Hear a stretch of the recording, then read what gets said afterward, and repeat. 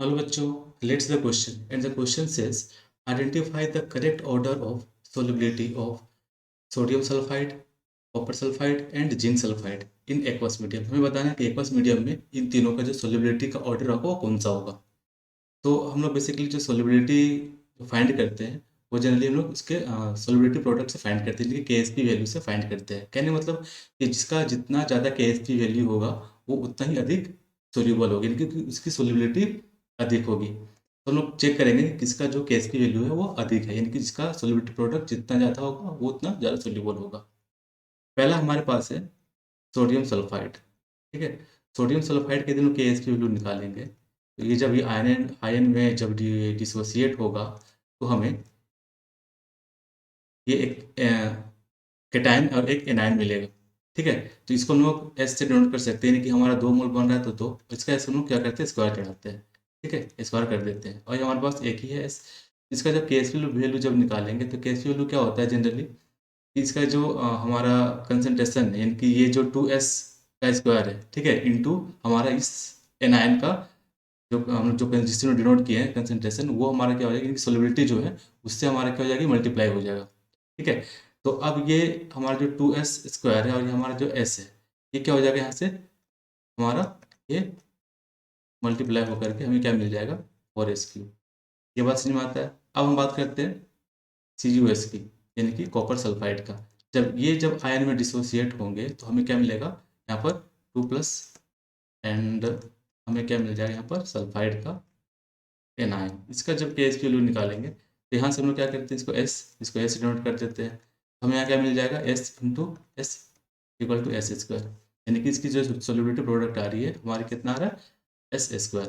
Similarly ZnS यानी कि zinc sulphide का भी हम लोग निकाल पाएंगे। सिमिलरली निकाल लेते हैं, यहाँ से हमें ये मिल जाएगा। यहाँ पर भी एक ही मोल है तो हमें एक ही एस यानी कि यहाँ पर होगा, और हमें इसका भी जो सोलिबिलिटी प्रोडक्ट होगा वो भी एस स्क्वायर होगा।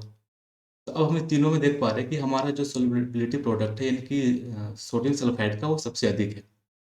यानी कि सोडियम सल्फाइड का जो सोलिबिलिटी होगी वह कॉपर सल्फाइड और जिंक सल्फाइड के रिस्पेक्ट में अधिक होगा। यहाँ तक ठीक है। अब बात फंस रहा है हमारा किस पे,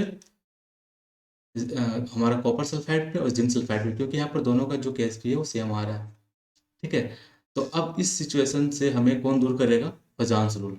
ठीक है, अब हम फजान्स रूल का सहारा लेंगे। तो फजान्स रूल में हम लोग क्या जानते हैं, फजान्स रूल में हम लोग क्या जानते हैं कि भैया जिस कैटायन का साइज जितना छोटा होगा उसका जो पोलराइजिंग पावर होगी वो उतना अधिक होगी, और वो अपने जो एनायन होंगे, ठीक है, उसको अपनी ओर अच्छे से अट्रैक्ट कर पाएगा, यानी कि उसको पोलराइज कर पाएगा।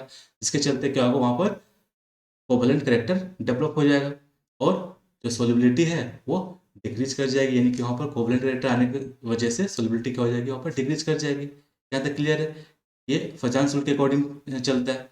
ठीक है, तो फजान्स रूल के अकॉर्डिंग हम लोग क्या जानते हैं कि जो कैटायन का जो size, small size of cation, ठीक है, स्मॉल साइज किसका होगा, कैटायन का जितना ज़्यादा होगा, यानी कि इसकी जो जो पोलराइजिंग पावर होगी, पोलराइजिंग पावर जो होगी, ठीक है, वो सबसे अधिक होगा, यानी कि ये एनायन को अच्छे से पोलराइज कर पाएगा। ठीक है, जैसे मान लो कि हमारा स्मॉल साइज का कैटायन है और हमारे पास क्या है, बिग साइज का एनायन है।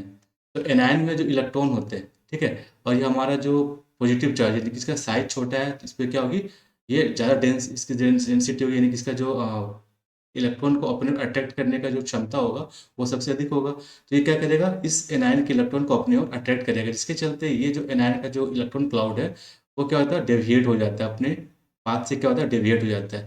जिसके चलते यहाँ पे क्या हो जाता है, हमारा एक कोवैलेंट करेक्टर इंक्रीज हो जाता है, यानी कि डेवलप हो जाता है। ठीक है, हमारा क्या होता है, कोवैलेंट करेक्टर डेवलप हो जाता है। तो जैसे ही कोवैलेंट करेक्टर डेवलप होगा, ठीक है, तो उस कंपाउंड का हमारा जो सोलिबिलिटी होगी वह कम हो जाएगा, यानी कि वो क्या हो जाएगा, इनसोल्यूबल होगा। ठीक है, अब हम बात करेंगे कॉपर 2+ का और जिंक 2+ का। तो इन दोनों में जो कॉपर 2+ का जो साइज है वो स्मॉल है। ठीक है, इसका साइज क्या है, स्मॉल है।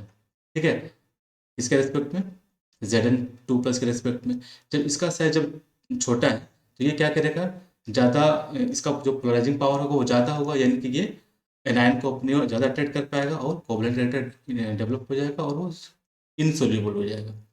ठीक है? तो हमारा जो ऑर्डर है अब निकल के जो आएगा वो क्या आएगा कि सोल्युबिलिटी प्रोडक्ट के अकॉर्डिंग हमारा जो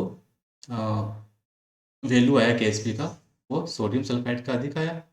इसका जो सोल्युबिलिटी होगी वो सबसे अधिक होगी। उसके बाद हमारा क्या हो जाएगा, जेड का हो जाएगा।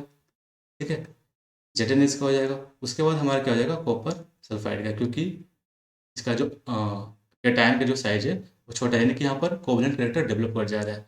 हमारा जो करेक्ट ऑर्डर बनकर के आ रहा है बच्चों, ये आ रहा है। ठीक है, तो यहाँ से हम देख पा रहे हैं कि हमारा जो आंसर है, ठीक है, वो कौन सा आंसर मैच कर रहा है, option D. Option D is the correct answer. Hope you do it well, best of luck.